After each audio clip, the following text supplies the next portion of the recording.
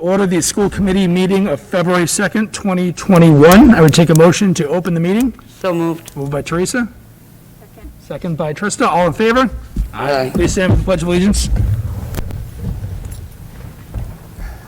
I pledge Allegiance to the flag of the United States of America and to the republic for which it stands, one nation, under God, indivisible, with liberty and justice for all. Moment of silence. Thank you.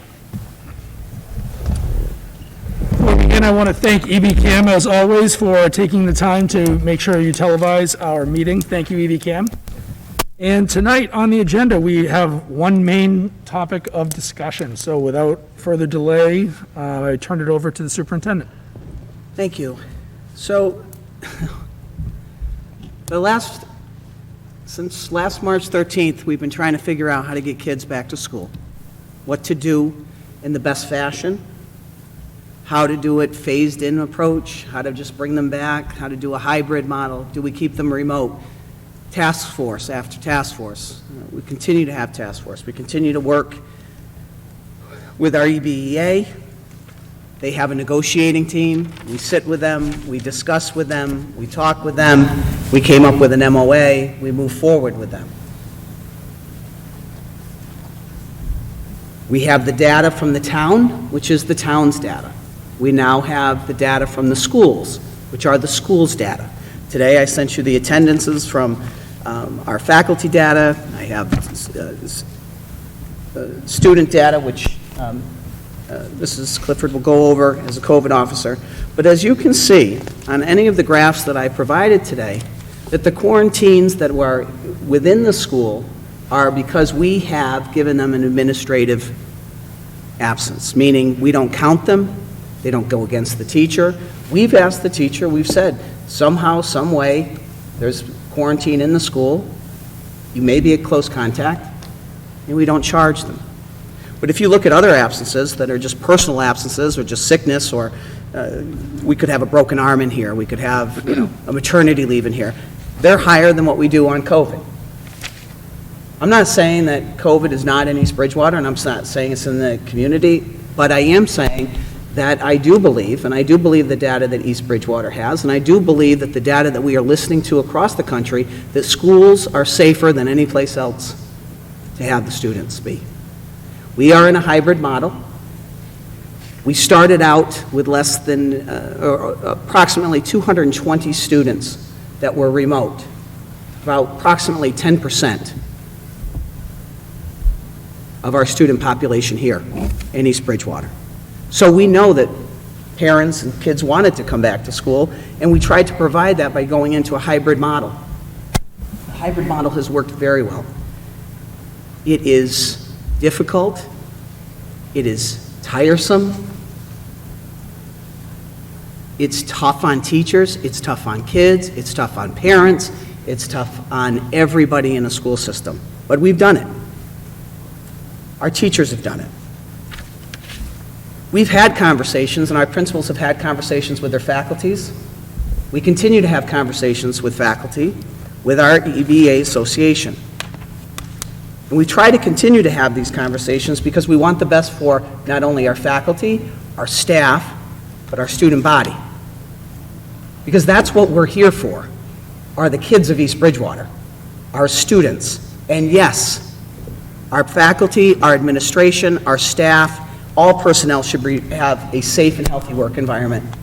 But our children deserve an academic and social environment that we provide on a daily basis. We average 75 to 85 meals a day on the remote, outside, on the go, grab and go. Yesterday we didn't have school because we had a snow day, a remote day. We served over 170 meals. So if you don't think that our kids need us, they need us.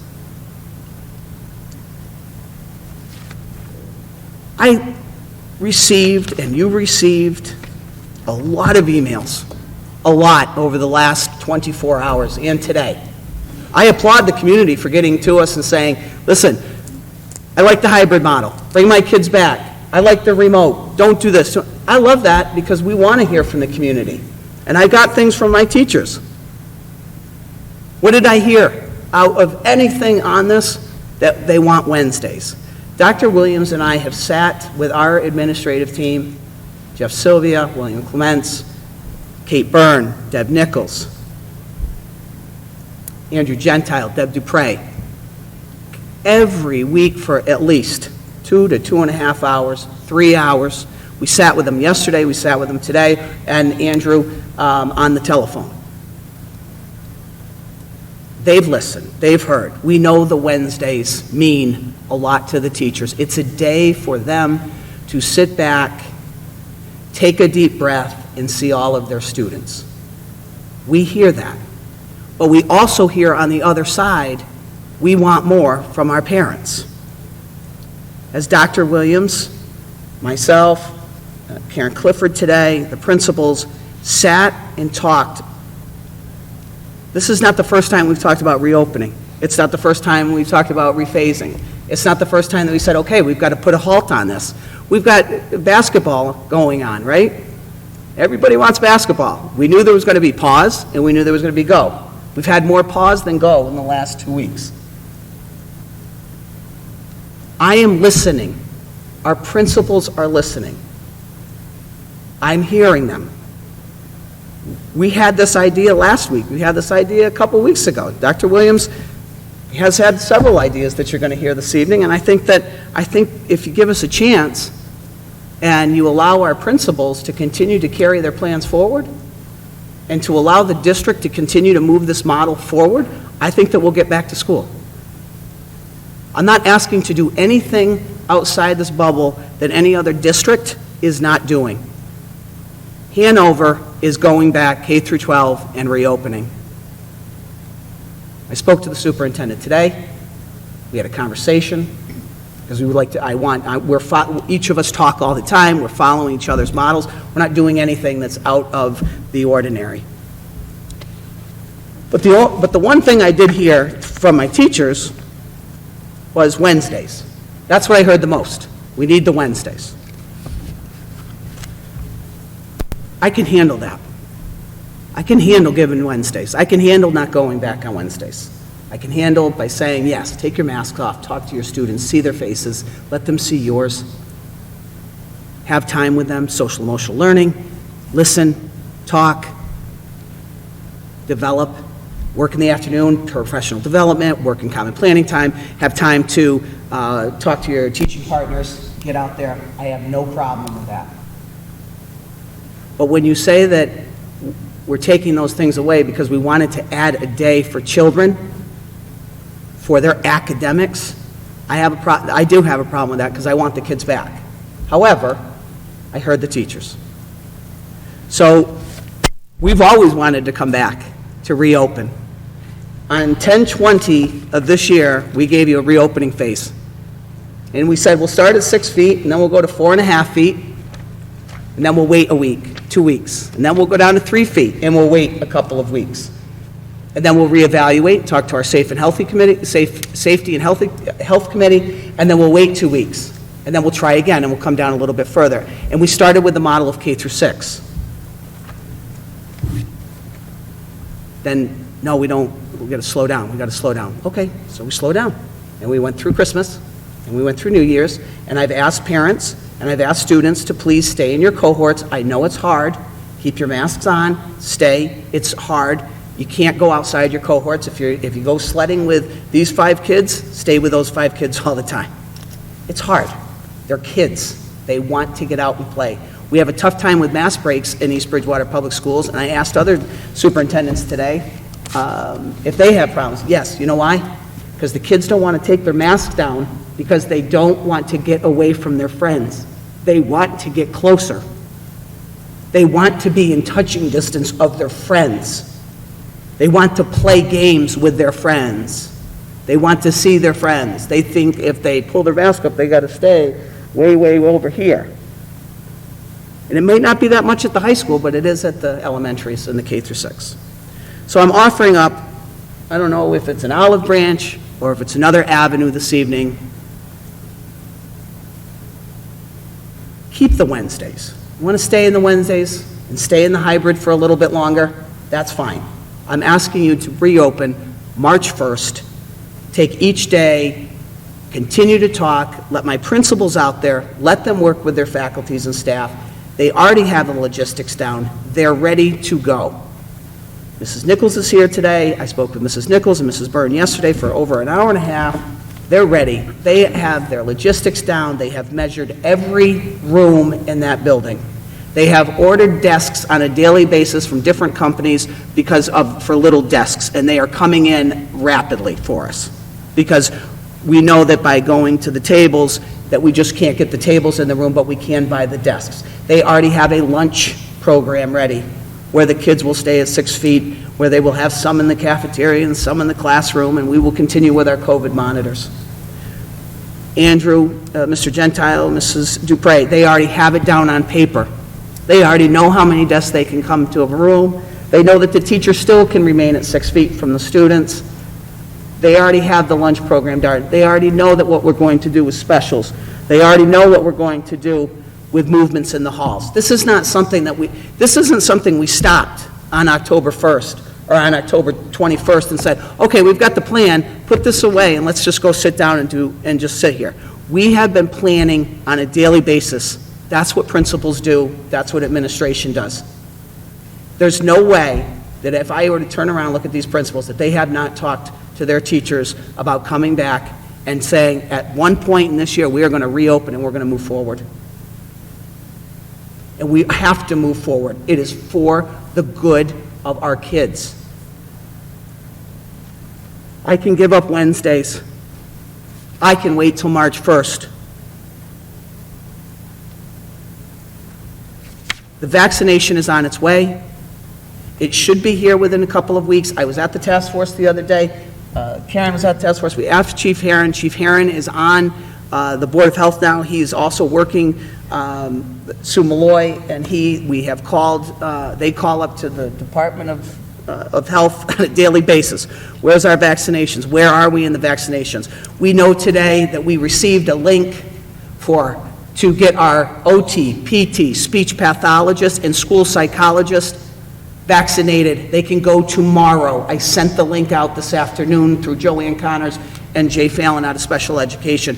We received the link today. I sent it to them. They will get vaccinated at Gillette Stadium as early as tomorrow or whenever, how long it takes to sign up. I know that there are other districts that signed up today, and they were told to go right up to Gillette Stadium. I'm hoping that my people take the link tonight, get on the website, and go get vaccinated. We've also decided as a school district that we would vaccinate any consultant that works for us with our students. We've extended those links to our consultants that work with our children so they can get vaccinated as well. It's coming. Last night I spoke to Representative Dubois. I called her. I asked her to call me back last week, and I've written letters to the Senator Timilty, Senator Brady, Representative Dubois, Representative Alice Sullivan. I received, Senator Timilty called my office today. We have a conversation coming tomorrow. I am on this. If anybody does not think that your superintendent of schools is pushing for vaccinations for teachers, I don't know what to tell you.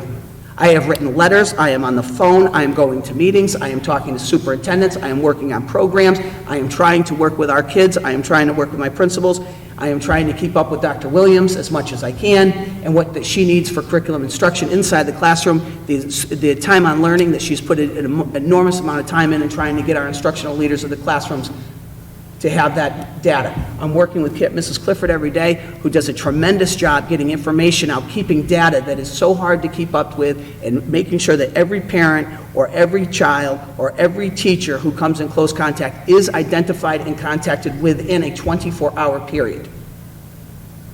This is not falling on deaf ears, and I want you to know that. I'm not upset.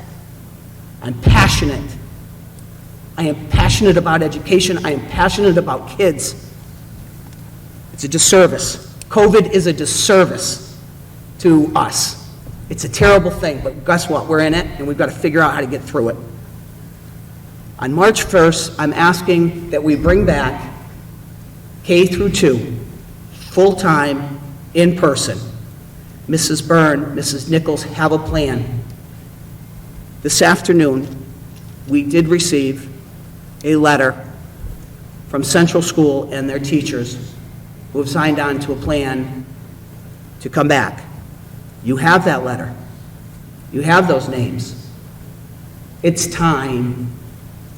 They see it, they feel it, they hear it. Mrs. Byrne and Mrs. Nichols running around the school trying to keep everybody in sync is just as hard as trying to keep 14, 15, 16, 17, 18 kids in sync under the age of 8. These are 6-year-olds we're talking about. They need to come back. I asked that grades 3 through 6, we can go, and next week you can take a vote because you have February 9th, and we can vote for Mitchell School for grades 3 through 6, and then 7 through 12 next week. However, I've given you a plan that outlines that Monday, March 1st, we start at Central School. Monday, March 8th, we would start with the Mitchell School, and Monday, March 15th, we would start with the high school to reopen.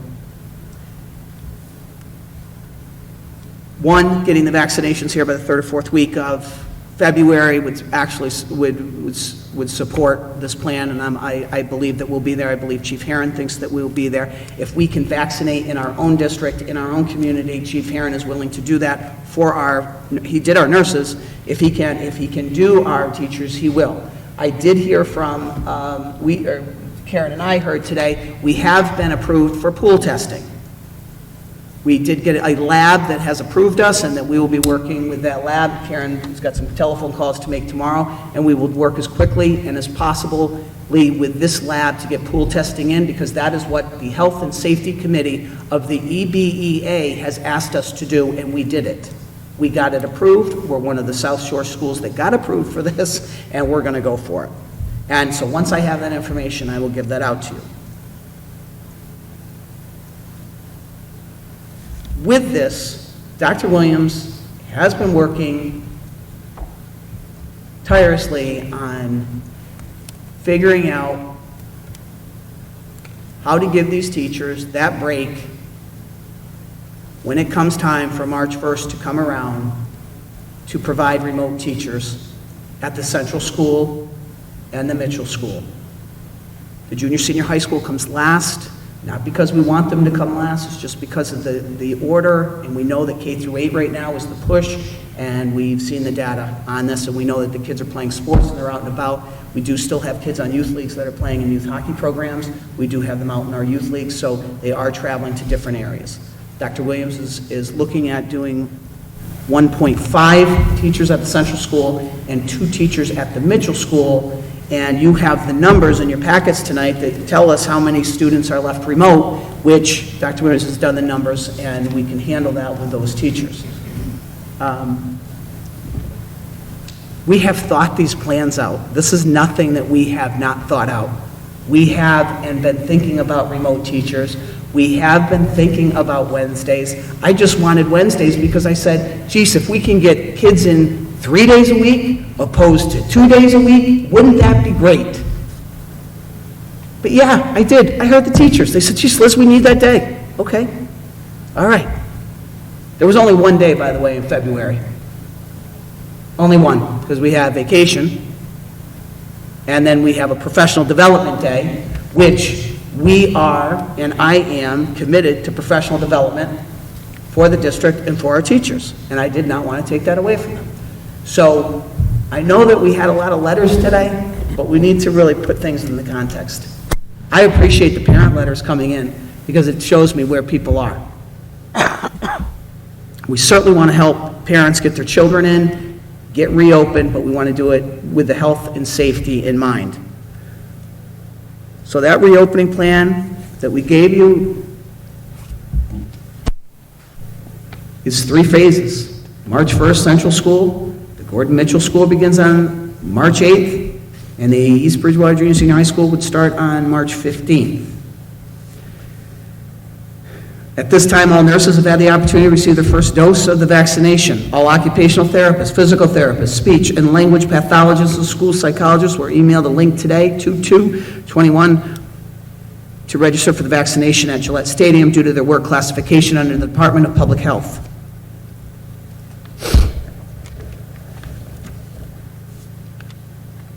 For now, the schedule for Wednesday's remote learning remains the same for the remainder of February. The district understands and supports the faculty and staff's recommendation for Wednesdays. The district will provide 1.5 teachers at Central School, 2 teachers at the Mitchell School for students who wish to remain in the remote model. The junior-senior high school model is under review at this time. Mr. Sylvia and Mr. Clements would like to continue to just look at a few more models and to see where they're going to be at the time as we get towards March 8th. Transportation, school bus ridership limitations have not changed. We have not gotten any word from the Department of Education that the bus limitations have changed. So if you are in cohort A, we're going to continue on those days. On Monday and Tuesdays, you would ride the bus on cohort A. When we come back to school on cohort B, you would, your parents would drop you off, because that's how many we can fit on the bus at this time. As we are in an understanding from the commissioner that they are continuing to pull back these limitations. I think we're going to see that over the next week and a half. But this is going to go out. Obviously, if you approve it, we'll send it out. The approval to move forward with each of these plans will be made with the health and safety as a priority in consultation with the East Bridgewater Board of Health, the Mass DPH, and DESE, as we have done with each step along the way. We've been approved for pool testing. We'll have more information for you on Tuesdays of next week. I'm optimistic that we can get this to move forward. I'm optimistic that we can get our students in. I have administrators who understand what instruction looks like, but they also understand how to schedule and the logistical planning. Principals are great at it. Dr. Williams is leading the charge on that instructional piece. She will continue to watch the numbers. She will continue to look at the assessments. She will continue to see how we're doing in schools. I mean, I can push it to you, Dr. Williams, if she wants to tell us a little bit about our MAP assessments. Our kids are sliding backwards. And we need to make a decision and to move them forward. I don't want to get anybody sick. We haven't had any students get sick by transmission in school. We haven't had any teachers. There's been no transmission in school as of now. I don't know if you want to give us the updated data, because there's not that really much on the agenda tonight, but I did want to get through this and show that we are passionate about it. The principals are here this evening. If you have any questions for them, we ask you to ask them directly to them. I've asked them to come. They are here. Mr. Gentile obviously is not here this evening, but both Dr. Williams and I spoke to him on the phone today, and if there's any questions about the Mitchell School, we are happy to answer. We do know that Mrs. Byrne and Mrs. Nichols did measure the desks out, and in first grade it was Split between 4 and 5 feet. split between 4 and 5. Grade 2 is at 5 feet, all the desks to bring them back. First grade was between 4 and 5, and kindergarten with the smaller desks were between 4 and 5. 4 and 5 feet. Is that because of different desks than when we met a week ago? Because last week we said it might even be less than 3 feet. I think that's more at the high school level, but we might Oh, have said... this was Central. Okay, well, at Central School, it would be if we were to use the tables. Right, so it's... So we've gotten more, we're going to go right down to all desks. But I just want to remind, I would just say that I was over there the other day. It's hard to tell kindergartners how far 6 feet is. So they're a little bit closer at times, but, yeah. So I just wanted to follow up with what the superintendent said. As far as close contacts in school, we've had 31 staff that have been determined to be a close contact in school. We've had 100 staff members that have been determined to be a close contact for reasons outside of school. As she said, we've had no... Sorry. The second number? Yes. 100. 100. 100 what? 100 staff members that have been determined to be a close contact from activities outside of school.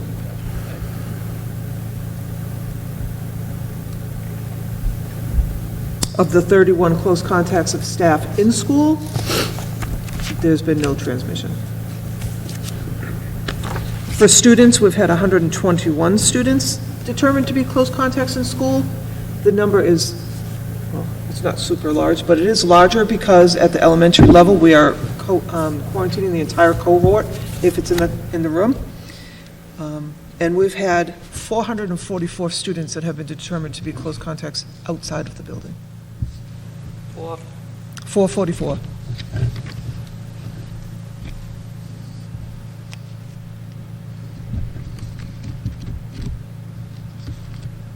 Zero COVID from the students, from the in-school contacts. There's been no transmission in school. So of that 121, none of them ever tested positive? Nope. So that just shows that the measures we're taking in the building, as well as the quarantine, is working. The CDC has shortened the quarantine to be a 10-day isolation and return without a test, or to test at day 5 and return after day 8. We've not adopted that into the building yet, and I think that that's really helped us to keep our numbers down. I know that it's very inconvenient for working families, and it's very inconvenient for people, but for the whole, I think it's really helping us to keep the numbers down in the building. So Karen, at the, and if you want to hold questions, that's fine too. So we go from 12 to 20 in a class, or I don't know what the numbers are. So if there was a positive case, would now the 20 be quarantined, or would you be reducing how much you quarantine? So I would work with the building administration, because hopefully if we add in this pool testing, which is going to help, is just another mitigating factor to help us work with the mask, with the distancing, and with all the other measures. So I would have to determine with the building administration what that looks like. Originally, the entire cohort at the elementary is quarantined because it's difficult to manage. But the CDC guideline says 3 to 6 feet distance. If you're under 6 feet, you should have a mask. If you're over 6 feet, you don't need a mask. So our kids have been in the building at 6 feet with masks on. So I think that's helpful. I think that they are successful in keeping their mask on, and I think that we probably could get a little bit under the 6 feet, and it would not be a adjustment for them to learn how to keep their mask on all day, because they do. What we would have to configure is a way to just do a mask break safely. And do you have a sense of if you'll get to the 80% for pool testing? We have been approved. Right, but do you think we'll get to the 80% participation? Like, do you have a sense yet? It may be too early. I don't, so we just got the approval yesterday, and that means, then I had to complete a checklist, which I did, which was to get a standing physician's order for the test, to work with the company. The company's going to reach out to me. There are consent forms that we'll have to send out. We're meeting with our district health and safety committee on Thursday, and we're hoping to get their support with the staff. We can start a little slower, but our data won't be reliable until we're at an 80% participation rate. I thought last week you said we have to have an 80% participation rate. For the data to be reliable and to use it as evidence that we are not transmitting in schools. That is their recommendation. They're saying it's a lot of work to do, it's a lot of testing to do if you're not going to get 80%. They don't recommend that you follow through. But last week they did say in a webinar that if you needed to, you could start with a sampling in each building. Okay. I would rather aim for the full much agree. participation so that we can do it. I just thought it was an all or nothing, and I No. didn't know if you had a sense of if you would get there. Honestly, I think since Desi's paying for the first 6 weeks, we'll just kind of, we don't have to continue beyond that. We wouldn't have to assume that expense if it was not going to be, efficient for us. There is, if you receive the vaccine, so for teachers, you would still continue in the pool testing. If you have been a positive, you would be exempt from the pool testing for 90 days.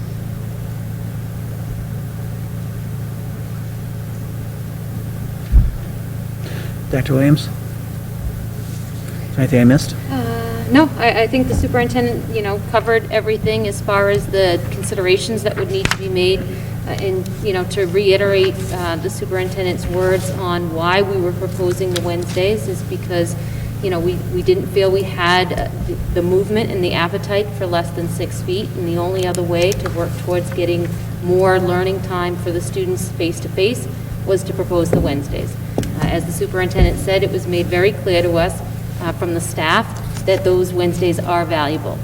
And as we move forward, if we're looking at other opportunities for in-person by looking at the 2 cohort days, then, we feel that those Wednesdays will be even more valuable because we'll need remote teachers to be coordinating with classroom teachers so that they can support our fully remote students. The question was asked, why remote teachers now as opposed to initially when people were requesting it? Remote teachers would not have been as effective in a hybrid model because we have students who would have been home every day of the week, not just our fully remote students. However, moving to in-person opportunities for all those students that are currently hybrid now puts us in 2 different categories, with students who are fully remote and students who are fully in school. Certainly the Wednesdays still would allow for community building with our fully remote students having opportunities to engage with their cohort of students in their classrooms. As the superintendent said, we certainly want to work in collaboration. We want to listen to our teachers. We want to certainly work together. It's going to be the most effective and most successful plan if we're all rowing in the same direction. We were getting the sense that there was no appetite for any proposal. We hadn't heard any proposals prior to the discussion that came up last week about the Wednesdays. And although we don't like to create chaos, it certainly has brought the conversation around so that we can hear from the teachers about what to prioritize and where there's flexibility. As the superintendent said, there was 26 staff members from Central School that support increasing in person as long as we can prioritize the Wednesdays. And, we feel like that's good movement for us, and that's the direction we'd like to move in. 26 out of how many, Gina? Deb. No? How many total teachers do you have in the building? 40? Let's see, teaching staff, 45, 52, somewhere in there. So is it time for questions? Sure, I just put, this is Mrs. Nichols, assistant principal at Central School. I think it's important for her to come up in front because they deal with it every day. They're watching it. Former kindergarten teacher, assistant principal, so understands the model that we are talking about.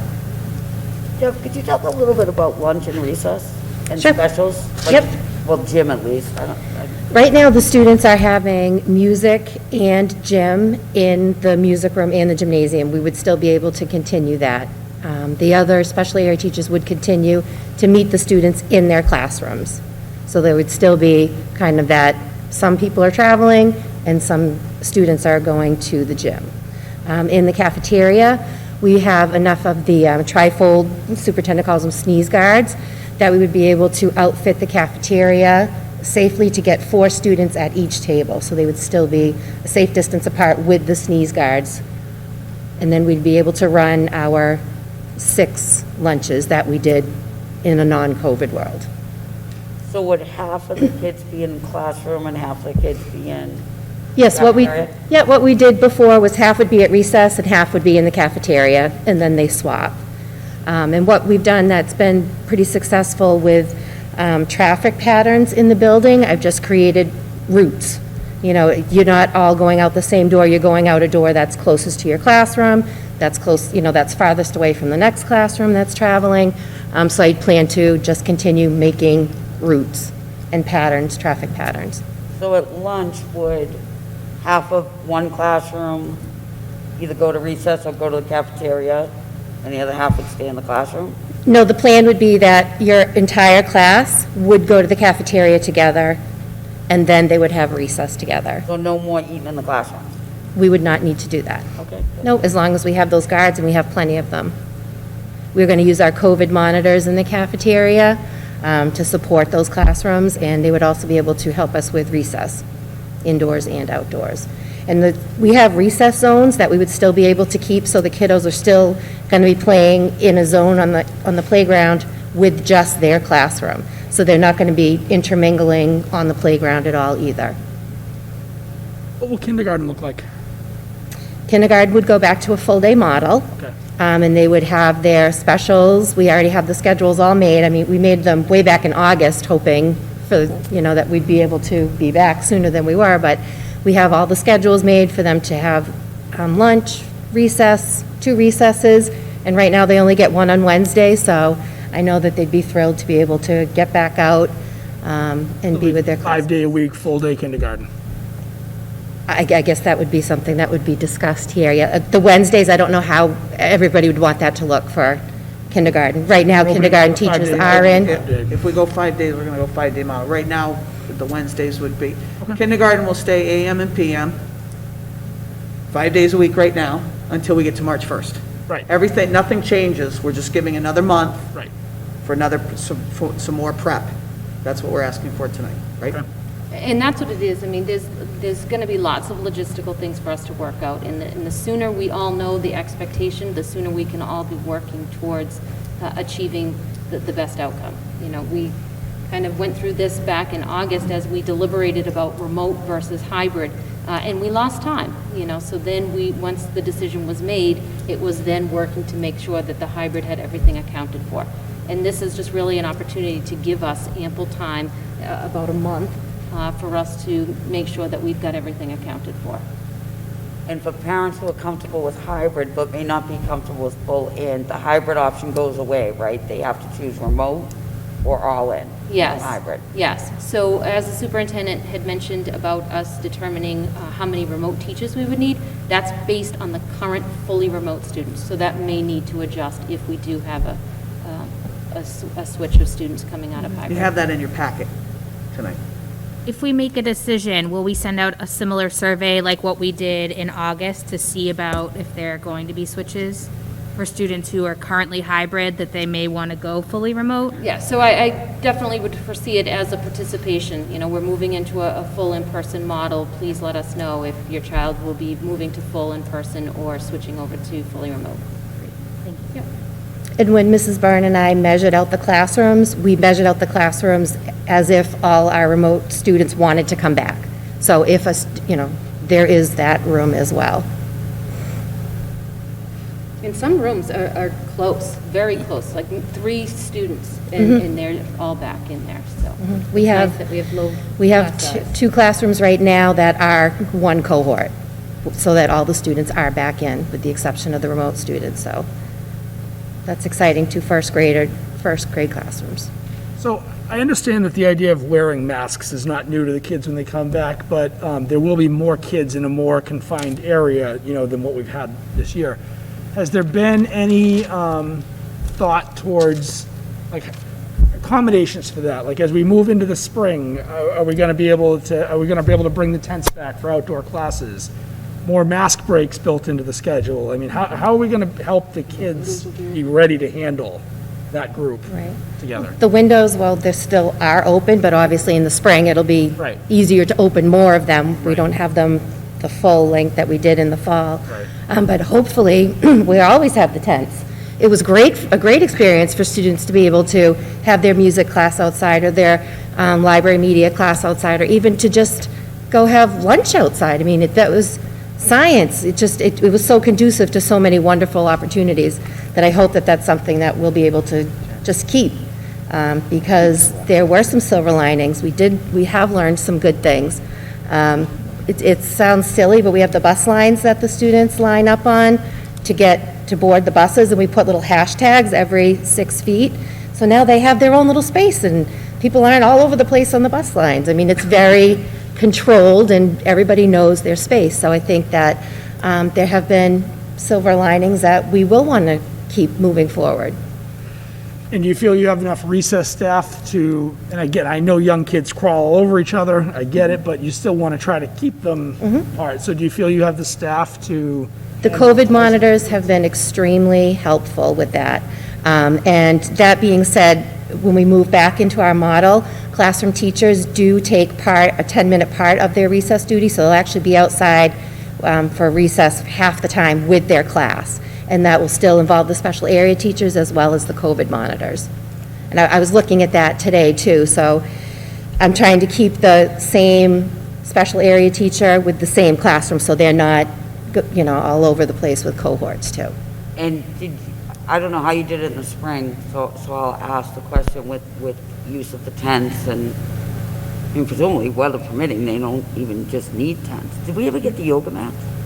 I'm sorry? Did we ever get yoga mats? Oh, yes, every student They in can our, drag those outside too. every student has a yoga mat in the school. But did you have like a scheduling process so that, every class had the opportunity to take use of the tent and things? Yes, yep, whenever the kids had music or even health, the health teacher utilized the outside space. Obviously, Mr. McMahon had physical education outside. Library of Media was outside under the tent. So basically, the only one that wasn't outside was art. But no, everybody took advantage of the tent. But do you know what I'm saying? Like, was there a sign up so that everybody kind of got a fair shake at it? We Like, would make an announcement in the create mornings. masks, Yep, we whatever. would make an announcement in the morning that would say, all music classes will be outdoor in tent number 1 today, or all health classes will be held outside in tent number 2 today. So that there was an announcement made. And so if a reading teacher wanted to use tent 1, as long as there wasn't music going on, they could use it? Yep. They would just need to let the office know that they were going to take their students outside. And the same was available for classroom teachers as well. So I meant a classroom reading. Mm-hmm. I didn't even think of that as a, Yep, a whole class, Right, whole yeah. cohorts would go out and use the tents as long as they were open. And that was just a matter of looking at the special schedule for the day. I mean, the other piece that we certainly have to acknowledge is when Mrs. Clifford speaks to the numbers of close contacts outside of school. We're reducing the amount of time that these students are outside of school. These, their close contacts potentially are happening on the 3 days that they're being sent somewhere else and not being in school. So we hope to see those numbers go down as well. Other questions about the central? One last question, actually, this is for the superintendent. So we referenced bringing in teachers to handle the fully remote students. So would we be paying for that out of the second tranche of COVID money we got, or would that come out of our, how would we pay for that? Gina's money. The superintendent. Gina's money. Right now, we would look to see if we can still use some of the ESSER grant for that, and what monies can be used for personnel, because there are specific guidelines that we can use the money for. We have not had as many subs this year. We couldn't get a lot of subs, so we do have money in that subcategory, and these would be sub-teachers. We do have some retired teachers that were at Central School at one time, that I have asked to have Mrs. Nichols, Mrs. Byrne, and Dr. Williams reach out to. They're terrific reading teachers. They were terrific Central School teachers. I mean, everybody loves every Central School teacher. I don't think there's anybody that we don't absolutely adore over there. But we do have a few of the retired teachers that are retired and home right now and may be able to help us for a little bit. And we do have some young teachers Yeah, we're not totally opposed to Yep. current staff members being considered as well. and a current staff member if they wanted to change out of their role and. and what about Bridgewater State? And Bridgewater State. And that can help us? Everybody that comes out of Bridgewater State, we're picking up, West Bridgewater's picking up, Bridgewater Rainham's picking up, so any of these young kids that have, No, but even student teachers. Yeah. I had 3 student teachers in my school in the fall, and all 3 of them got jobs within a week of Christmas. Yep. Somewhere doing something for a district in the spring, so it's tight. One. Yeah. and I know that they just graduated a cohort in December, so we'll see what's. I asked just because I know we've talked, if the funding was tight on it and we couldn't use Right. federal money for it, we've talked about like school choice expenditures. Right. in the past, and Well, there's school choice, we have. think of a better way to spend school choice money than an urgent, Yeah. immediate. I mean, Yeah, so- that comes down to, where do we have to take the money from first? We do have money in sub, but we do have our school choice money, and that's what it's there for. I mean, that's really what it's there for. And I- And to You'll support, go back to the committee with how we're going to pay for it so we can kind of decide. well, of course I would. I would go to the subcommittee, of course, and then I would go to the, bring it back to the committee, and then I would also ask Mr. Shea if we're in the right category, and we would bring it. Beautiful. So originally on our agenda, we had that, and I know the public wants to speak, we'll get to that in just a sec, but we originally had on our agenda that we would vote on K to 2.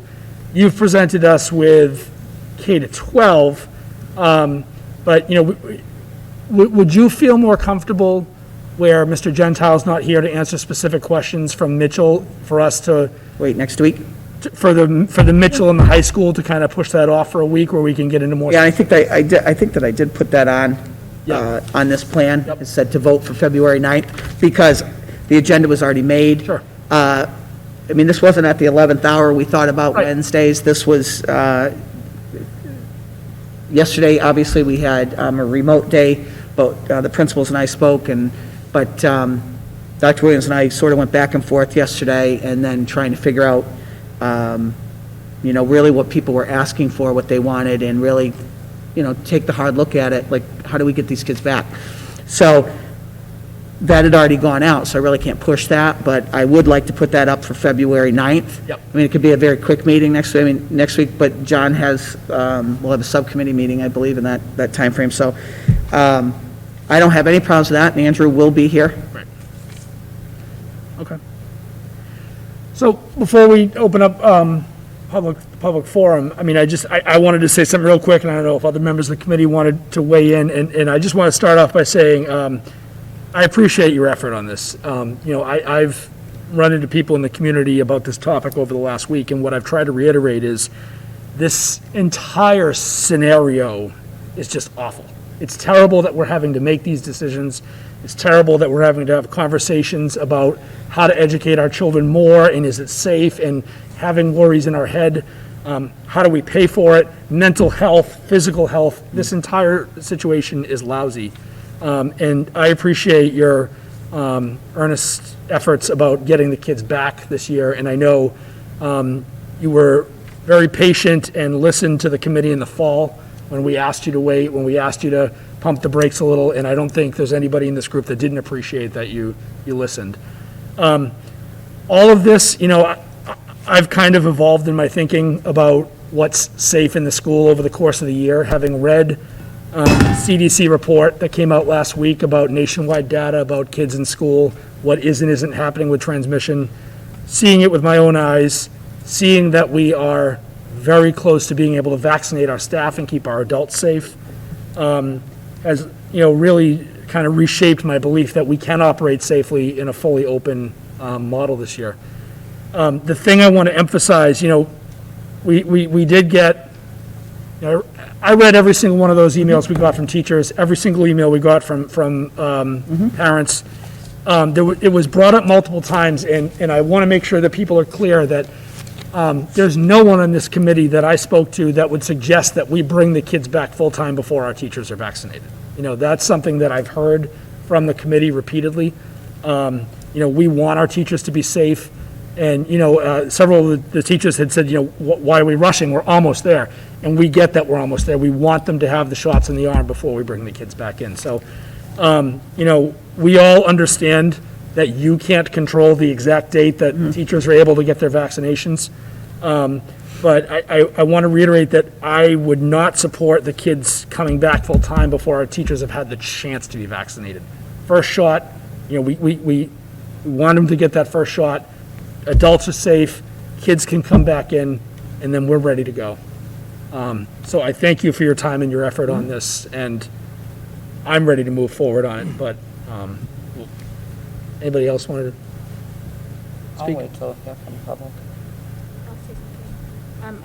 Echoing a lot of what Tim said, a lot of gratitude. Reading these emails, I know it gave us all a lot to think about and consider, and I had questions that I looked for answers for. And when you're in a situation like this, you have your own personal perspective, but you also need to give weight to other perspectives and point of views, and I think that's what we all try to do.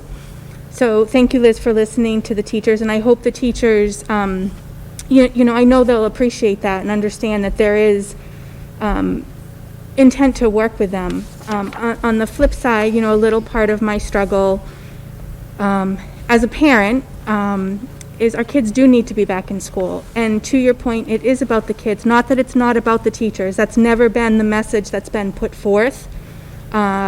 All of our kids, and I've said it at many meetings, all of our kids are at risk. And it's not just academic risk, because it's not about grades and learning per se. There's all different levels of risks. And Jeff, I want to thank you, because bringing the seniors back for 4 days has been really, really significant for a lot of them. Different reasons for all of them, but I commend you for you and Bill for working on that, and Gina and Liz for supporting it. As a parent, if you were on the receiving end of a senior who was able to go back 4 days, I need to tell you that it's a game changer on so many levels. And looking forward to full return for all of our kids, even if your kids aren't struggling, whether it's academically, socially, emotionally, to have them back in school full-time, it's a game changer, and it's time. No, just like Tim said, no one on this committee would ever put their vote behind an unsafe situation. No one wants to put anyone at risk, teachers, staff, or what have you. So I just thank you for all the thoughtfulness and for listening to the teachers, supporting the teachers, and for continuing to move forward to get our kids back in school where they belong, and they need to be. It's time. Thank you. Thank you. Anyone else? Yes, that's okay. Want me to get the board? No, I got it.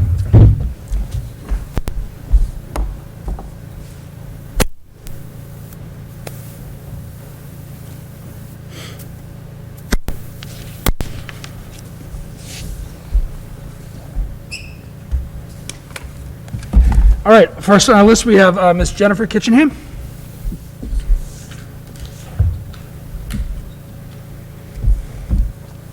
Mic on. Should be. Can you hear me? Absolutely. Thank you, Mr. Chairman, for allowing this meeting tonight. You know, I've listened to everybody, and I appreciate everyone's passion and commitment. We're not in an easy situation. I prepared a statement before I listened to everything. I think it is relevant, if you will indulge me. I usually am better off the cuff. People know me. I don't typically read, so maybe it will derail. But again, thank you to everybody who is sitting at the table, the teachers, the staff, everyone, the students, for bearing with us. I'd like to start by saying that I understand completely that in-person school is ideal for our kids. I'm not debating that at all. With that said, I just ask that everyone on the stage, in the audience, and everyone who is watching tonight, I want you to think back to March 16th, 2020. Okay? The Commonwealth shut down, enforced to stay away or stay at home order. I know I thought that it was going to be 2 weeks. Thought I was going to be back in Boston working on the train. 2 weeks went by, 4 weeks went by, 3 months went by. School basically, we weren't going back that year, okay? Everyone thought that the summer was going to be great and we were going to go full force at school in September. We had a task force that joined, everyone here at the school, the community, and we decided on hybrid. Felt that that was the best option for us. We really felt, I know I was on the task force, felt that remote learning was a key to that hybrid process, in person and remote, because we knew the reality was that we were going to have kids that would have to stay home, that might be quarantined, or might not be able to come in. It's a fact that remote learning is a necessity. In today's world, that's a reality. And I appreciate that everyone is moving forward to get kids back in school, but you have to remember, I think we had 15 kids, maybe even more, in 1 week test positive, and then that leads to quarantines. So that remote learning is still essential for our students. I just want to ask, I don't know that the remote learning has been perfected. You never did it before. It takes time. There's a lot of kinks. There's a lot of hurdles that you have to overcome.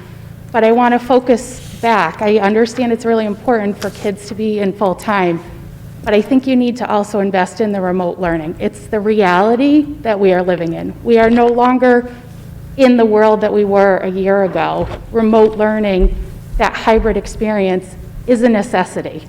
I've talked to my son's teachers, and I've said, what can I do as a parent? The remote learning, the ability to communicate with kids that are remote and hybrid, it's so very important, again, because it's the reality. What can we do to support our children? What can we do to support those teachers that need it? It's a different reality that they're living in. It's a different way of teaching. Sorry, I'm trying to focus here. I think that we've learned from the past, but I still think that we really need to equip, our teachers, our students in, time, cooperation, professional development, safety to do their jobs, safety for kids to feel safe to come in. A lot of our kids are anxious, and they might be anxious because they want to come back to school, but they also might be anxious because they're afraid of the virus. They've seen it. They've seen people die. They live it, and it's their reality. So you have to also take into consideration those kids that might be a little gun shy to come back to school because they are afraid of the virus, and it's a reality, whether they have, grandparents living in their home. And I know that I only have 3 minutes. I just asked, we teach our kids to respect each other, to respect themselves, to communicate, to compromise. We teach them to be good leaders. We want them to be able to come in and really grasp that and prepare themselves for the future. And right now, I think it's so very important. The administration has, so many things to challenge, that are challenging. But I think we also need to band together. There's been so much division. There's so many people who want this and that, and we really have to come together and compromise with each other and really take the whole student body into our perspective. And while I appreciate that kids need to be back in school, I get it. I totally get it. I have one kid that's hybrid and wants to be there all the time. It's so very hard to take into perspective that our reality has changed and we are living in a pandemic. And those teachers who want their vaccination, that first shot does not give them immunity. You have to wait a while. It's not going to be a magic, wave the magic wand. So I just want you to put that into perspective. And I want everyone to be safe, happy, and healthy. I know I probably live in a bubble, but I just want you to appreciate that. And I've invested a lot of time in this town. I've invested a lot in all the people who are sitting, a lot of people who are sitting at those tables. It's also time to invest in the student body as a whole, the teachers, the administration, before you make your decision. Okay? Thank you very much. Thank you so much. Lorianna Orofino?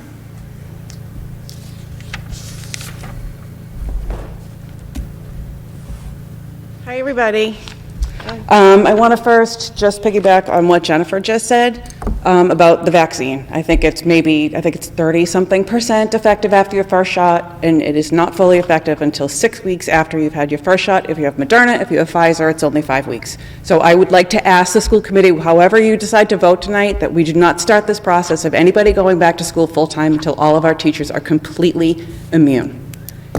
It's your responsibility to take care of them, and if you want them to come back and feel safe and feel healthy, there is absolutely no reason that we can't wait 5 or 6 weeks, depending on which. I know we want to get everybody back in school. I get it. I understand it. But that's the least that you can do for them and for me as a parent who's going to be having kids in this school. Okay. I'll make it fast. So the hybrid model is not going to be an option. Is that what I'm hearing? You're going to have an option for remote or in person, if the school committee agrees to it, right? Correct. Yes, okay. So where's the compromise? Because when we started all this, the hybrid model was the compromise. The hybrid model was the compromise for people who wanted to be in school full-time. The hybrid model was the compromise for people that wanted to be fully remote. So we're just throwing that away? That's just, doesn't sound like very much of a compromise to me. There's still a choice between hybrid and remote, up to fully open and remote. I mean, students are not forced to come into school. Right, but They can't come in hybrid. They can only pick one or the other. Okay. This is not a competition. This is not a race for East Bridgewater to get there first. And that seems to be a moving theme that's getting to be very frustrating to me.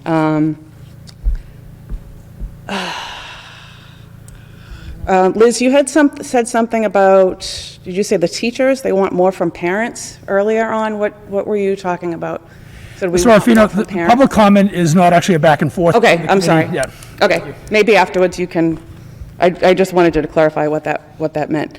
I think that's just basically about it. I mean, we hear an awful lot around here about the doom and gloom, about academics and mental health, and I've yet to hear solutions for the months and months and months that we've been, I understand this is difficult. Everybody wants the kids in school full-time. There's not a person that doesn't want these kids back. But it is not fair and it is not right to put our teachers and our kids in jeopardy if they can't even get the vaccination. And I know it's not a time for back and forth questions, but I would really like to know how we're going to get 1,000 kids in the high school with 30-plus kids in a class and think that we can get them at 3 feet apart. And the last thing that I want to say is we have, CDC guidelines are saying that we want to get everybody back into school. We currently, right now, as of 9 o'clock this morning when I spoke with Sue Malloy, we have a 9.73% positivity rate in the town of East Bridgewater. No, there's not a lot of close contact within school. The data isn't showing that that's actually happening. But until the town can get their act together and start following the guidelines and at least get our community data positive percentage rate down, I think that this shouldn't even be a question on the table right now. And it has nothing to do with the school. It has to do with the fact that the community is still throwing birthday parties and New Year's parties and Super Bowl parties and doing all the things that we've asked everyone not to do. And it is not the fault of the teachers' union that the kids can't come back to school. It is the fault of the community because the community can't do what they need to do. And as much as Liz and everybody has been pleading people to please follow the guidelines, it's not happening. 9.73% is too high of a positivity rate for any of our kids to be back in school. And I know the risk of transmission is low, but those are all things that I think need to be seriously considered before we even consider bringing anybody back full-time. So, thank you. Thank you so much. Lauren Foster?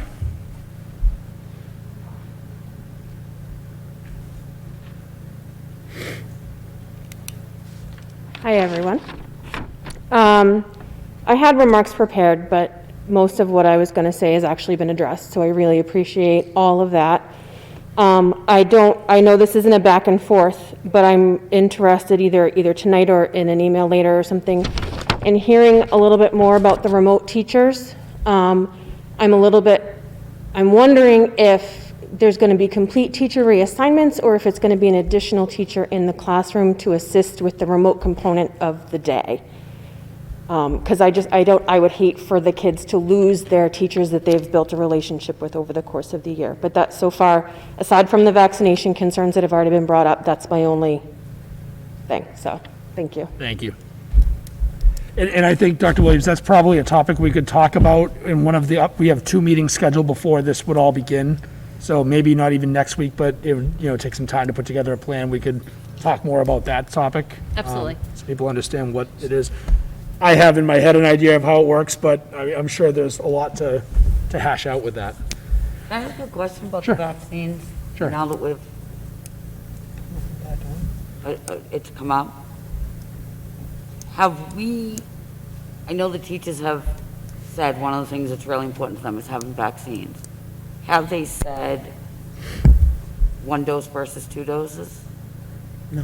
In any of that communication? I mean, has it been, we want to be fully vaccinated, or we are comfortable with our first dose? We sent that survey. Well, That hadn't even survey occurred to me. asking if they were interested. Right. But the first that we heard they wanted Yeah. to wait for the vaccine was the communication that you received. Right. That's the first we've ever heard about it.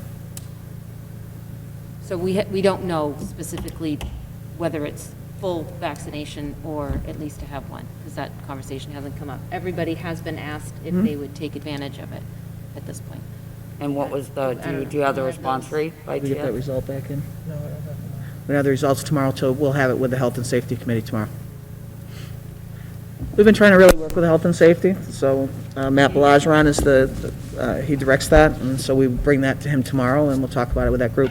Can you find that out, Liz, Sure. tomorrow, too, and just drop us a note on whether the intent was? Yeah, that's what I'm saying, I'll go to the Health and Safety meeting, it's 5 o'clock? You know, my concern is, It's Thursday, so Whenever. that way I can get a better sense of them. We have the survey, but I'll ask them as well.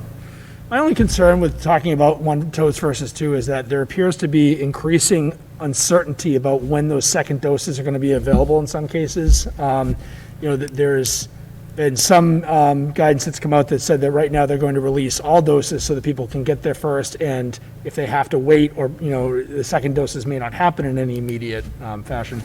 I wouldn't want to pinning us down to something where maybe a teacher couldn't get their second dose until 3-4 months later. I mean, I don't know if that's realistic to work under right now.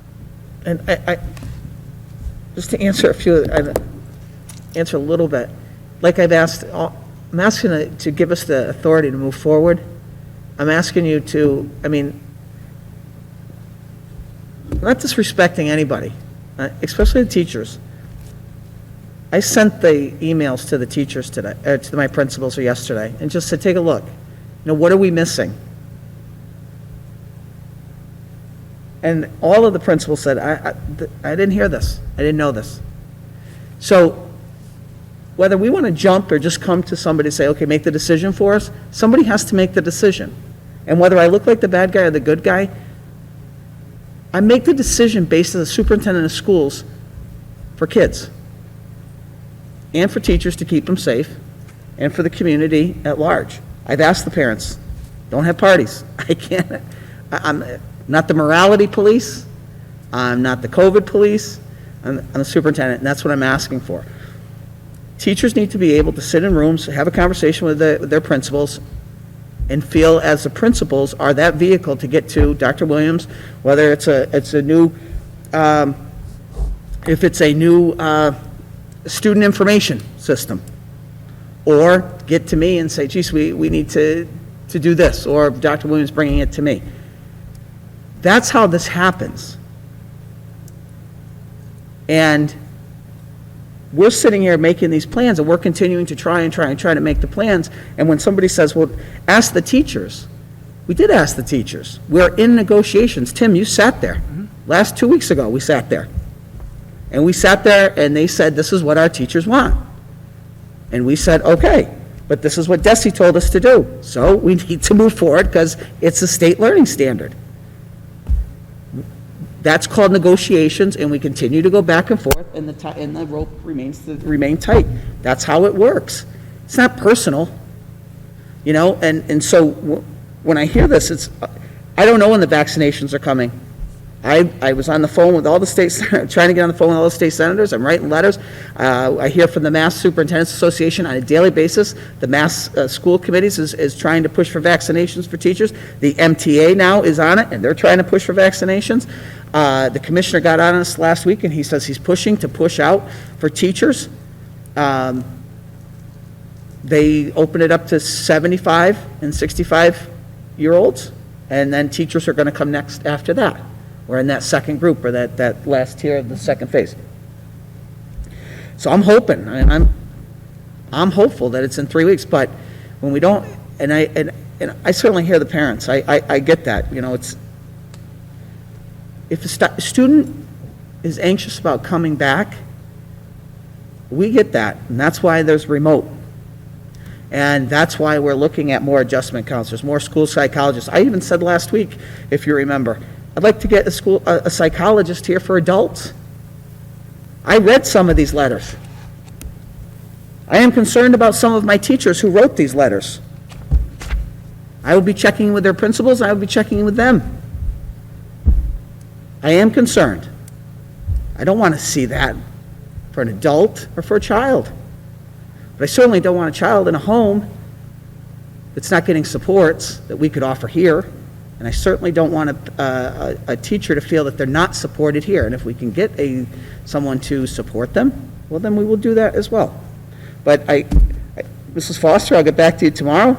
Mrs. Orfino, I'll get back to you on your questions, and I wrote everything down, and I certainly will give you a call tomorrow or email you. Or I'll have the principals email you.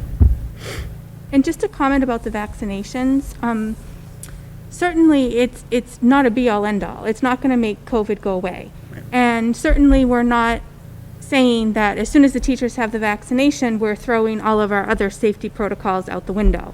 So a vaccination is just another fortitude against COVID, but it also doesn't guarantee that someone still can't get COVID, even with their second most effective dose of the vaccination. So again, a vaccination is important. We need to protect our teachers, give them the opportunity, and I'm sure there may be some of them that may not choose to get it. We can't control that factor either. We can't control when the second dose is available, if that's the one they get versus just the one shot. But I think it's important to remember that it's not throwing caution to the wind. It's not throwing all the other safety protocols out the window. We're still going to continue to mitigate with our safety measures, and that's what needs to be kept in mind. And the adjustment in spacing is no different than where many districts have been since the beginning. And I think it's important to note that there are districts coming back. Duxbury started today, back full-time in person. Hanover, as you referenced. Somewhere else recently, I was just reading, is starting in the next couple weeks, and I can't remember where. Hanover did K through 2 last week, Gina? And those are districts Last moving back without Hanover's been back. without offering the vaccination. I feel strongly that our teachers deserve to have that as a right. I agree. I mean, I remember people laughed at me when I said bring an RV in and drive around and with a social worker or a school psychologist. You remember that? I said, let's get an RV and send them out and see the kids. And people laughed. So. Can I ask a clarifying question? Is that appropriate about? Yep. Thank you. Can you, I'm trying to process everything. Is there any way, if parents are secure enough to have their child come hybrid, that they're still not given that option, that it's all or nothing? Well, under the model change, the teacher that's doing the remote would be a different teacher than the one that's doing the in-person. So I get that for the younger kids. Right. I get that for the younger kids. For the older kids, they have very specific teachers. Right. I see what you're saying. So, we're still working on what the junior, senior high school model would look like. So that may be a topic for next week. I don't think we've really finalized how the remote component would work. I would just ask that because I think you might have more kids that are willing to do that than take that in-person away completely. Can I ask a clarifying question? Sure. Are you saying for students coming from the remote model, go into hybrid? No students. So I guess what I'm trying, Remain hybrid. Oh, okay. I guess what I'm trying. Okay, so so you're saying if a student's in hybrid now, can they remain in hybrid? Well, yeah, because Okay. let's say, you have a remote child and you're giving them that opportunity to come back hybrid, right? Right. That parents made a choice between the hybrid and remote. Yep. Now you're saying full, but there still is that fear component, but they don't want to necessarily take their child out completely. They want that interaction, Okay. but maybe not in a big scale. And sorry, I know that this is not Right, protocol so to can interrupt. not to go outside the boundaries, let the principals sit down again, let us sit with them, Okay. let's see.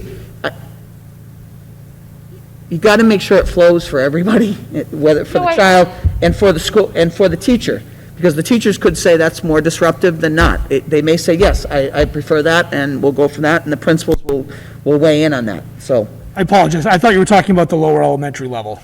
No, I guess it's so much to process. Yep. You all have so much on your plates. It's just, I am trying to think of everyone's hat that they're wearing, and those parents that maybe are hybrid are freaking out. So I just wanted to make I sure get that.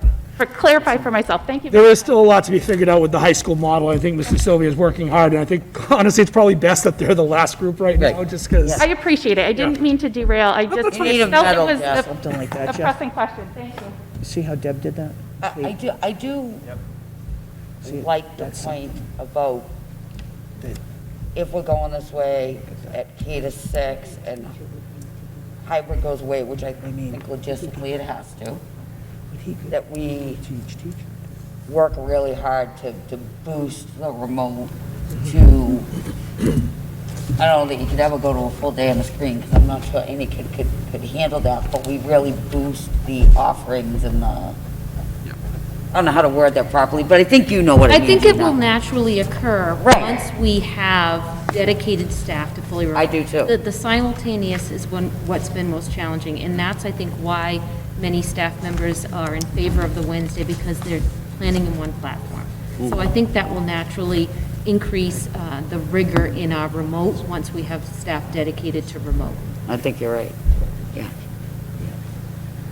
Can I ask one question that hasn't, when we talked in October, when we had the phased-in model from school to school, we talked about 2-week overlap. That is now 1 week. Can we talk about, is that just a timing to try and speed this up? I think because we started that one in February, and, we went from 6 to 4.5.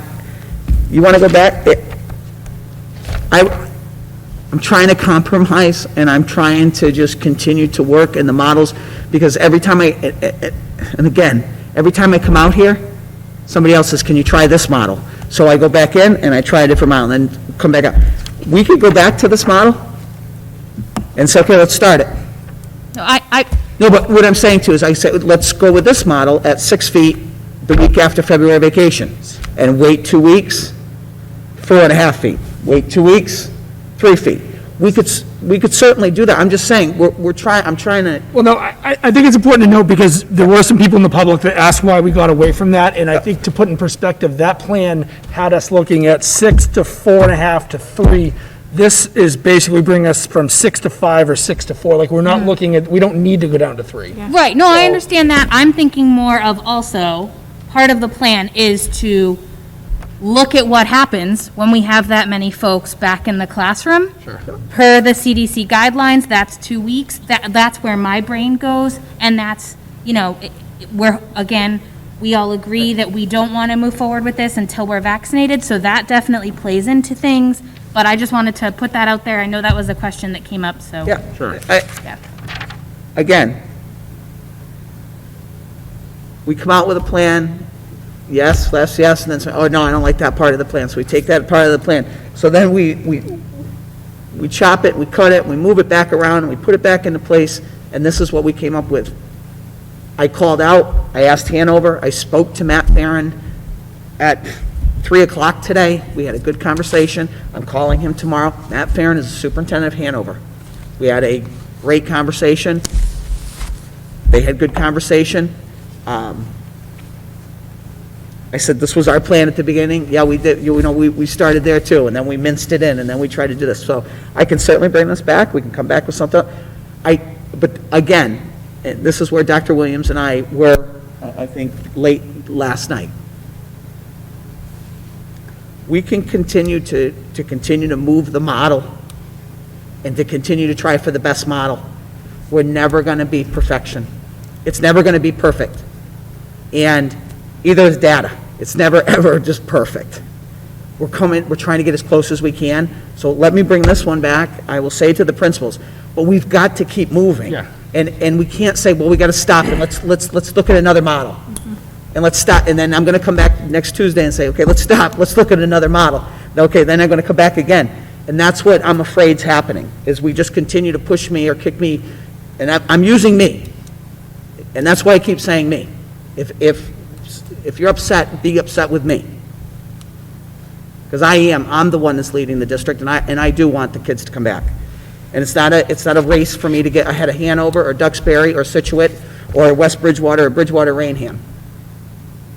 I don't like to see the sliding of the students. I don't want to see the social and emotional. I've had a child to cut themselves. I've had a child to get drunk. I've had a child to take drugs. I don't want that. I don't want that. And if we can offer a little bit of stability here, that's what we're trying to get to. However, I just don't want to, I get what you're saying, so let me bring it back to them. We're going to sit tomorrow. We have a meeting on tomorrow. We have a meeting with the principals. We have, principals are with their teachers tomorrow. They bring what they bring, what they do with their teachers tomorrow in the afternoon. On Thursday, I have a morning meeting with the principals on Thursday, and then we meet with the Health and Safety Committee Thursday afternoon. By Thursday afternoon, I should have some good ideas of where we are at and where we're at, and where we should go. So the teachers are going to hear this this evening. I'm sure they're watching. They'll talk tomorrow. They will have some more plans. The principals are going to hear from the teachers tomorrow in the afternoons. They'll have some more plans, and then on Thursday, I'll hear from the Health and Safety Committee. I know that Mr. Gentile worked with his Health and Safety Committee today. I spoke to him about it. I think two super important points. I think regardless of what we do and when we do it and how we do it, it's going to be important to really stay on top of the tracking and if we're starting to see any transmission because we reduce distance. I don't think at the lower grades we will. I think there's some potential that you might at the high school, just my opinion. But I also think that we can't keep pushing this because parents need time to plan. That's real. Right, that's why we got that's why we said. Right, I mean, we're probably maxed at before and after school care, right? We have staff available. Do we We have staff available. Do we have space available? Yeah. Yeah, we do. Okay, well, that's good to know. I didn't think we did. But I mean, for the parents at the high school, which I think is where Ms. Sorafino was coming from earlier, they've got about 8 weeks, almost 9 weeks, 8 weeks out, if we were to follow this plan. Mitchell School 7, Central School is about 6. So, I mean, we did look at that, you know, and this has been on the board, but, you know, so we will, was it 4 weeks, 3 weeks? Yeah. Okay, sorry. So Yeah, one's 4 weeks, one's 5, one's 6. We still have some time, and we can still keep working at it, so we'll. But I do think it's important that we.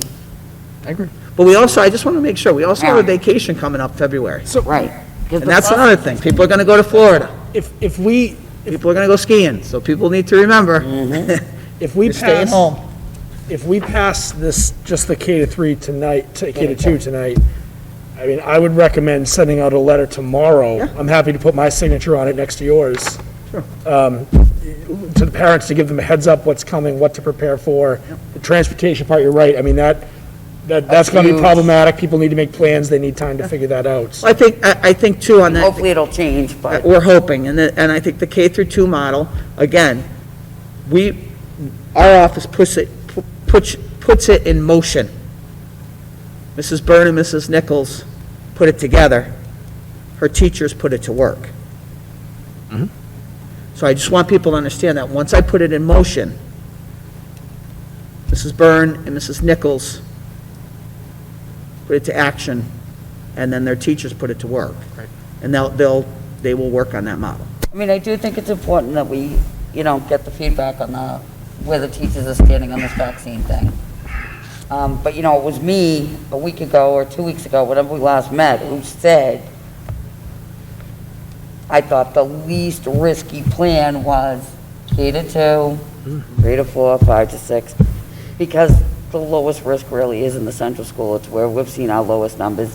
And really, those are the formative years that, and I know every kid is missing out, so don't beat me up, parents, but really, that's your reading, writing, and basic math skills that, I don't know, I just don't think you learn as well over a screen. So, Well, 6-year-old, it's very difficult for them. I don't even know how they're sitting in front of a screen, because I lose my patience after about an hour of Google. And we're very concerned with that, with having parents.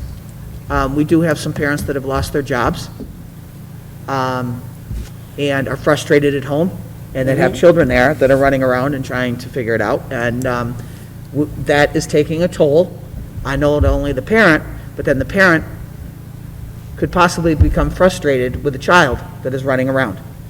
So I can say as a parent of a freshman in high school that I have far less patience now than I did in May when they were doing remote all the time. I think it's worn on everybody, and I think that's a really valid point. Yeah. Teresa, just to your comment that you think the risk potentially is lowest at the younger grades, while that may be true, you also have to consider that the more time spent in school for the upper grades is the less time that they're out in the community. They have their licenses. They're picking up extra hours at work if they're not in school. My son went to work today because his schedule is open. So while that may be true, there's also the balancing of the older kids have much more freedom and opportunity to be out and about. So potentially having them in school will also mitigate their out of I contact. totally agree. So- I guess I meant in terms of moving forward tonight. Oh, Maybe we yeah. could move forward on the K-2 Yeah. because that has the most planning involved for both families and schools probably. I'm sorry, I probably wasn't clear. No, I misunderstood what you were saying, yeah. No, I may have not said it well. Do any of, other of you have comments or questions? Are we, if we're moving on the K through 2 model, are we allowing time for teacher feedback on this, or are we setting that aside? I'm a little confused about this. I'm asking for it this evening. Regarding the vaccine, Regarding, the vaccine. I think this is something, we have a month to listen to concerns that they have. Trista mentioned that this is another safety factor, but it's not a cure-all. I don't know that beyond the vaccine, they may want more time beyond that, but, I don't know what else they could be asking for if it's not just more time beyond the vaccine. So, we've had conversations with the union. The union made it very clear to us how they feel several weeks ago and what they're looking for. I don't know that there would be a fruitful result to doing The it. vaccine wasn't part of that conversation, or What's that? was the vaccine part of that Well, conversation? no, we discussed that it would be coming, and I've made it very clear that we want them to have it before we want them to come back full-time, so. In that discussion, you mean one dose as opposed to 2 doses, or? Yeah, I agree. The 1 dose versus 2 doses is kind of tough because there are a lot of other extenuating circumstances that could affect the timing of it. But I'm just thinking that we talked about the initial shot in the arm. So I'm not sure what you're asking. Not it being the be-all and end-all Right. of it, but it is a pretty significant. It's a big step. Barrier between our teachers and the COVID. So I was just curious, if we're talking about voting for K through 2 Right. tonight with a start date of March 1st, Correct. so we're not allowing for time for feedback from teachers. At this time, no. Well, wouldn't it be contingent on them receiving the first dose of the Well, vaccine? that was the one thing, and, the superintendent and I have talked about it, and I know the committee members have made it be known to me that I think it was really imperative that that's a step that happens. And if we can't get, whether it's through a clinic through the town or access somewhere else, if we can't get it by, before the kids come back, then we need to wait. We need to, if we need to kick it a week or two down the road. Yeah, maybe I didn't word the question. That has to That's what I happen. was thinking. So, yeah. Whether they, okay. I would not support the teachers being asked to come back without having had the opportunity to have the shots. If teachers elect not to have the vaccine when that's offered, that's their decision. Yeah. But it removes the right to say, I don't feel safe coming back. I mean, that's, they can't have both. So it's contingent upon Correct. the vaccine becoming available. Okay. Any other questions? Sorry, I wasn't clear what you were asking. Sorry about that. That's okay. Ellen? The only thing swirling around in my head is, so once they get the vaccine, it's like 3 to 5 days after they have the vaccine, then come into the school, like 3 Depends to on 5 when the days. clinic is offered. If the clinic's offered the third week in February, they have 2 Right, weeks. I mean, right. yeah. That's it. And also, too, just my commendation to all of you, too. Going slow is a very difficult thing to do, and you've been very patient. I know that a lot of us have been kind of holding the reins a little bit tighter than some people would like, but I really appreciate the work that you've done in listening to us and hearing the concerns and putting them into effect. So before we move with that, Kira, I apologize, I had you early on. Any comments or perspective from a student's end on the idea of full reopening? Well, first off, I want to thank the superintendent for keeping Wednesdays. I know that on the student perspective, having talked to a lot of students today, they really value Wednesday not only as a time to do homework and a time to actually catch up on work, but also as a time to take a break from screens. And I know a lot of students value that, and I want to thank you for making sure that that remained. The one thing that I do ask going forward is that there is constant communication with students. I know that talking with a lot of us, we're very anxious, and I think that that can be said for all grades. And in my opinion, the best thing that can fix that is constant communication with the students, clear guidelines on how things will be moving forward, because I think that will ease a lot of students' nerves.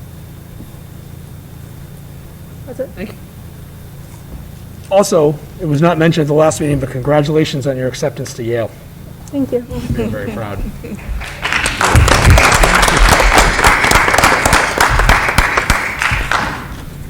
All right, before we move, any other? I agree with all of my committee members and with Kira to thank you to the administration. Also, thank you to the students who have been patient with all of this, who have adjusted. I think some of the things that MAP testing or other testing is not telling us, and I believe it was Jennifer who mentioned this from our public comment, our students are learning more about community respect, they're learning more about compromise, they're learning about more than just what is important to them as a person, what's important to our family and our community. So I think we're all growing in a lot of different ways that are not necessarily measurable, and I just want to commend everyone in the community and the students who have helped us all learn that. Thank you. Welcome. All right. Just a reminder, it is Black History Month, and it started yesterday. And so I do know that our teachers, I know that the administration is talking about it, teachers are talking about it. We just want to be mindful that we are an inclusive and a diverse town, and with that comes a diverse and inclusive scheduling conundrum as well. As I was thinking about that, I didn't want to forget that it is Black History Month. We need to make sure that we don't forget that, because we are putting a lot of time and effort into that as well, and so are our teachers. And we have 6 more weeks of winter ahead of us, because Puxatawny Phil saw his shadow this morning, so there's 6 more weeks, so happy Groundhog's Day. So as much as COVID is here, life doesn't stop. The calendar is going to keep moving, and sooner or later, we're going to be out of this, and we're going to be better for it. Last year was all about resiliency. We're still in resiliency. This is what this is all about, and we're getting there. And it is poetic that it is Black History Month, the resiliency of people. And again, we have another 6 weeks of winter. And so if that's how long it takes us to get back to school, then that's how long it takes us to get back to school. Thank you. Thank you. Thanks, Liz. All right, at this time, I would, No. I'm sorry? Can I interrupt you? Mrs. Pennington. I know I've been quiet. All right. I just want to say thank you. I know I agreed with a lot of things that people said, and I want to say thank you to all of our staff and administrators. It's been a very difficult year, and difficult for all of us, for parents, for students, for everyone. Nobody likes the life that we're living right now. It's not fun. It's frustrating. And these are hard decisions that we have to make. But we have to try and do the right thing, try and do what's right by the kids. That's it. Thank you. We put a lot of thought, well, sorry, we put a lot of thought, like, I've been thinking about this all weekend long, like, every day I think about it, so I'm sure that all of us here think about it constantly, because this is all weighing on our shoulders. This is tough choices to make. So, that's it. Nobody in education envisioned that these are the decisions we'd be making 18 months ago. Never. So, no, I agree.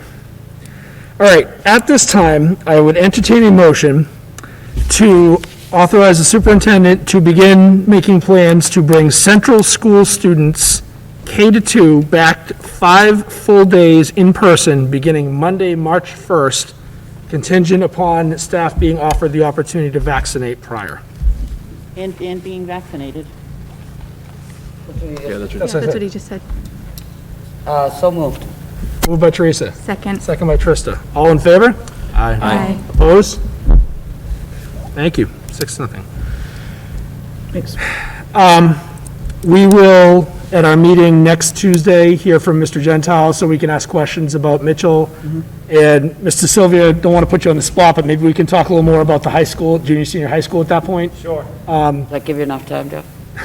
Oh, plenty. But no, I fully anticipate that we'll hear questions from the community about the junior, senior high school in the week between now and then. So maybe it'll give us some perspective on what we should focus on when we come Well, back. I mean, if it's any consolation, the seniors came back. They did a great job. You can't, these kids are doing a terrific job. I mean, when they're in the schools, I mean, whether it's a kindergartner, as Deb and I talked yesterday about, I just can't believe it. And the seniors, how they're coming in, being respectful that others are in class while they're waiting, or they're not making, they're just coming in, they're going to the library, they're just being respectful of the school and other kids in classes while they may be here 10, 15 minutes before their next class and waiting. And they've done a great job, and it shows that they're getting ready to pursue, that second part of their journey, going to college or going to a workforce or going to the Army or the National Guard or wherever they're going, 2-year, 4-year, or the workforce. So it's nice to see that end of it, that you guys have done it and you're ready to go almost. It's like fledglings watching. And then you go over here to the central school and see these fledglings in the kindergarten. And I said to Deb, I said, usually when I walk around, they sort of look and they sort of pull back away from visitors. They get to know you after a while, but they pull back. And usually Deb, Mrs. Nichols or Mrs. Byrne walk with me and they'll shake their head like, oh, it's okay, come on out, come and see her. You can't, once they start, you can't stop them now, because they want to talk to you and they want to touch you and they want to tell you something that's going on in their day, even that's a purple shirt she's wearing, a cranberry. I just learned that, it's cranberry. And he's telling me or she's telling me about the little kid in front of them, because they don't have their friends around. They don't have all that interaction. So we're seeing it, and it's wonderful. And the teachers are doing a great job with the kids. Pre-K through 12. I mean, our pre-K's in every day. K's in every day. So they're doing a great job, and seeing these kids walk around here respectfully and knowing what they've got to get done and knowing how to get it done. And that's important for a high school senior. Great. Thank you. And thank you, Mrs. Nichols, for answering all my questions. Last thought real quick before we wrap up. I wonder, I think we all know that there are probably many parents watching from home right now, and we have some in the audience. The majority of our parents are probably not watching right now, and so may have questions, may need information. Obviously, we're going to send something home. Would it be a good idea to maybe start up a reopening page on our school website with FAQs and information, buses, questions about, parents are going to have questions about safety, how lunches are going to work, So things like that. this is sort of my letter. So I'm just going to condense it down to K through 2, but I'm going to send out the transportation in it, and it's not, I'll send Mr. Shea over, he'll have you sign it tomorrow. Like it'll be his 3rd time over there this week, have you sign something. And we'll get you to sign it, and I'll sign it, and... That's fine. I want to make sure everybody understands what's coming, so. And it's Did John probably- get you to sign that this evening before he takes off on me? Okay. And it's probably helpful if you have questions or concerns, take it directly to administration, not social media, and try and vet it out there, because chances are information might be a little misconstrued. Yes, and I do want to bring up, when I cancel school, whether it's a remote learning day, whether it is a traditional snow day, and how I cancel it. I cancel it. I make a call to Mr. Shea to take care of Lucini bus lines. I am on the phone with Mr. Kiley and Mr. Haynes from the DPW, making sure that I understand where we're at in that realm. I'm on the phone with Superintendent Derek Swenson and Superintendent Mark Bodwell, West Bridgewater and Bridgewater. We try to stick together because the DPWs hit each other on the streets, so they contain each other and they try to help each other. And then I'm on with 57 other superintendents throughout the Lighthouse community that I deal with, from Canton over to Mansfield over, through all the way out to Sandwich. We try to make the best decisions at the right time of the night or day or whatever we have. When we make those decisions, we then put them out onto an all-call system. Our system was approximately 27 to 33 minutes late the other night from when the principals had talked to me. I talked to Dr. Williams at 6:28. I then talked to the principals at 6:34. At that time, the principals trying to make schedules and making sure that they made the best schedule for the snow day, remote day, between Mr. Gentile being home and Mr. Sylvia trying this new schedule that I understand that everybody really liked. And then the elementary school, I believe Mrs. Byrne just sent it right out. Our system, for whatever reason, that's how it goes out. And sometimes it goes out real quick, and Joanne gets a message that says it's been accepted and it's on its way out. We try to put it out as quickly as possible. And yes, sometimes I understood, well, Facebook came up first, as Joanne said the other day. We push it out as fast as we can.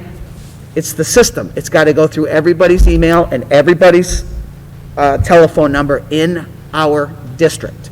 Teachers, parents, community members, anybody who's in our list gets that call. So we try to send them out as quickly as possible. We talked about it today. Is there another system? Is this that? Mr. Shea, we've talked to School Brains, we've talked to Connect Ed, we've talked to ASAP, we've talked to everybody. It's just how the systems work.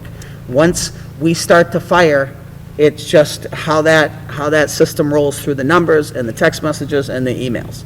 So when people say that we don't alert anybody before anybody else, we don't do it on purpose. We don't do it to make anybody upset. We don't do it because we think it's not okay or okay. It's how the system works. The principals did know, and once I notify those 3 people, then I start with, and then it goes to Mrs. Polisi, and then we go through Channel 10, Channel 12, Channel 6, radio stations. So we have a full list of people that we go through and talk to. So if you didn't get the call, please call our office, please check it out, please call Mrs. Benner, she'll go back into the system and make sure that you're getting the call. We know that it went to all of you because we looked to see, because we put all of the school committee in there. So we looked and we did a double check, and Joanne double checks, I think Karen's in there. I don't get it, because if I did, I'd probably get 77 calls. So Dr. Williams usually says, I got the student call, I got my call. That's how I know. Can I just ask a question for clarification, because I saw something about this? Yep. At what point are the teachers notified? That usually goes out first. And again, our system, for whatever reason, it just didn't push it out. The principals knew about it. Yep. Mr. Sylvia could have went just like this: no school tomorrow, or we're going to a remote day. However, he chose to say, I want to make it one time, one email to my teacher, so I don't bother them on their Sunday night or their Monday night, and go through it by saying, we're going to this new schedule, this is how the new schedule is going to run. If you have any questions, please email me. I think that's what you said. Please email me tonight. And I think that's what happened. I think there was a little bit of confusion, it didn't get out, and then our system got blocked for whatever reason. So it's just a matter of timing. It was Right. So. But it does, I mean, Gina and I laughed because we said when we first started teaching, which Gina was after me, but we're still the same age. We didn't get the call till 5, we got the call at 6 o'clock in the morning and had to go through a snow chain. And if you didn't get if that person was busy or didn't pick up, you had to go to the next person, and then you had to go back to that person that you missed. So we're in a better place. I do. We're in a better place. You also go back to WBZ's trailer on the bottom of the TV. Yes. Yeah. No, the radio. Right. Yeah. Before that, when you had to listen to the radio. I think every kid today should have to suffer through that at least once. All right, it's been a long evening. I want to thank members of the public for coming down tonight. I want to thank the community, our teachers, and those parents who reached out to us via email. Your voices were heard, and we listened to them and appreciate them, and thank you, and please continue to be vocal about caring for our kids. Thank you. At this time, I take a motion to close the meeting. So moved. Moved by Teresa. Second. Second by Amanda. All in favor? Aye. Thank you, everyone. Have a good night. Stay well, everybody.